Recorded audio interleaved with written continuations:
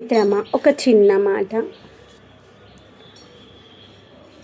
పుట్టి పెరిగి ఒక 25 నుండి 30 సంవత్సరాలు పుట్టింట్లో హ్యాపీగా ఏ రోజు ఎవరితో ఒక మాట అనిపించుకోకుండా పెరిగినటువంటి ఒక ఆడపిల్ల ఒకేసారి ఆ కుటుంబ సభ్యులు ఎవరో తెలియదు, వాళ్ళ యొక్క మెంటాలిటీ ఏంటో తెలియదు, వాళ్ళు ఎవరో తెలియదు.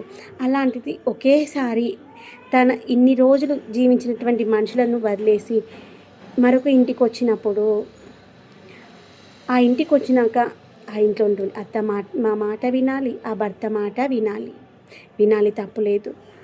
ఒక్కోసారి తను ఏదైనా మిస్టేక్ చేస్తే కడుపులో పెట్టుకొని చూసుకునేటువంటి అత్తమామ ఉండరు. వాళ్ళ అమ్మ ఏది చెప్తే దానికే కరెక్ట్ అనుకునేటువంటి భర్తలు ఉంటారు. అందుకే ఒక్కటి అర్థం చేసుకోండి, ఎవరైనా కానీ ఇన్ని సంవత్సరాలు తన పుట్టింట్లో ఉన్నటువంటి సిచ్యువేషన్స్ వేరు, ఇక్కడ ఉన్నటువంటి సిచ్యువేషన్స్ వేరు. ఇక్కడ ఉన్నటువంటి సిచ్యువేషన్స్కి అడ్జస్ట్ అవ్వడానికి టైం పడుతుంది. తనకంటూ కాస్త టయాన్ని ఇవ్వండి.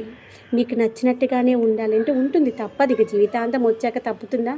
మెడకు పడ్డ పాము కరవక తప్పుతుందా? తప్పదు కదా, ఉంటుంది. కొద్ది రోజు దానికి టయాన్ని ఇచ్చారనుకోండి, మీకు అనుగుణంగానే మీకు నచ్చినట్టుగానే బతుకుతుంది. కాసింత టయాన్ని ఇవ్వండి. అప్పటి వరకు కాస్త తన్ని ప్రశాంతంగా బతకనియండి అబ్బా.